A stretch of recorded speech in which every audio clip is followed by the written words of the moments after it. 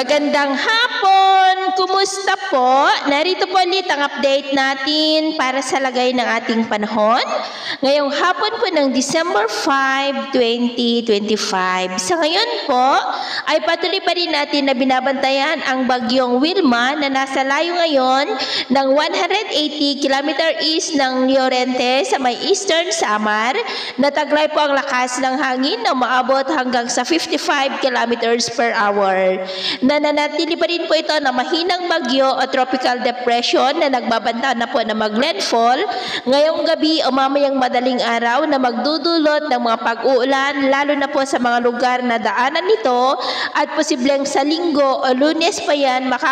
makakarating dyan po sa may West Philippine Sea. At sa atin naman pong long range forecast, maliban kay bagyong Wilma ay wala namang kasunod na nakikita na maaari na tatawid dito sa ating bansa for the next 2 weeks. Pero sa ngayon, dahil po kay bagyong Wilma ay nakataas ngayon ang tropical cyclone wind signal number 1 sa southern portion po ng Sorsogon, sa may Matnog, Bulan, Irosin, Santa Magdalena, Bulusan, Barcelona, Magallanes, Juban, Kasiguran, Gubat, maging po sa mainland ng Masbate, kasama na po ang Ticao Island. Signal number 1 rin sa Northern Samar, Eastern Samar, Biliran, Leyte, Southern Leyte, Cebu, kasama po ang Bantayan and Camotes Islands, Bohol, the northern central portions po ng Negros Occidental, sa may Sagay City, City of Escalante, Toboso, Calatrava, Enrique B. Magalona, City of Victorias, Manapla, Cadiz City, Bacolod City, City of Talisay, Silay City, Salvador, Benedicto, San Carlos City, Murcia, Bago City, La Carlota City, La Castellana, Moises Padilla, Valladolid, Pulupandan, San Enrique, Pontevedra, Hinigaran, Isabela, Binalbagan, City of Himamaylan, City of Cabancalan, ganon din po sa may Siquijor, the northern and central portions ng Negros Oriental, sa may City of Gihulngan, Canlaon City, Vallehermoso, La Libertad, Himalalud, Tayasan, Ayungon, Bindoy, Manjuyot, Bais City, Pamplona, City of Tanchay, Amlan, San Jose, Dumaguete City, Valencia, Sibulan, Bacong, Mabinay, maging po sa eastern portion ng Iloilo, sa may San Dionisio, Estancia, Batad, Carles, Concepcion, Ajuy, Sara, Balasan, Lemery, Barotac, Viejo, San Rafael, City of Pasig, San Enrique, Anilao,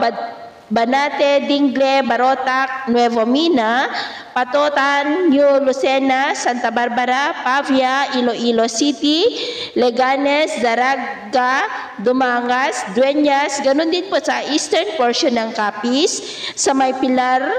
President Rojas, Panay, Pontevedra, Maayon, Cuartero, Dumaraw,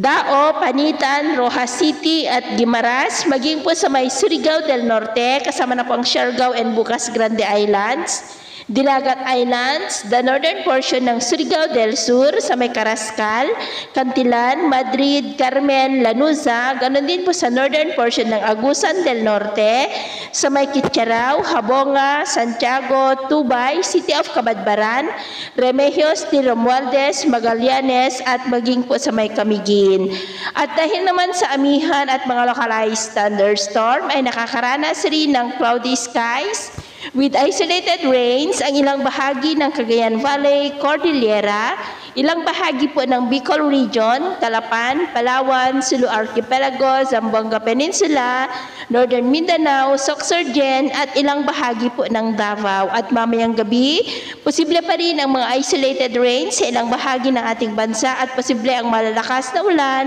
sa ilang bahagi ng Bicol Region at Samar Island. Epekto po ng bagyo, kaya mag-ingat po tayo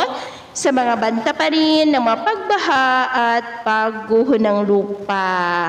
At sa atin naman pong mga baybayin, iwasan na po muna natin ang papalaot sa buong silangang baybayin ng ating bansa, kanlurang baybayin ng Luzon, seaboard ng Cagayan at extreme northern Luzon seaboard dahil ang mga alon po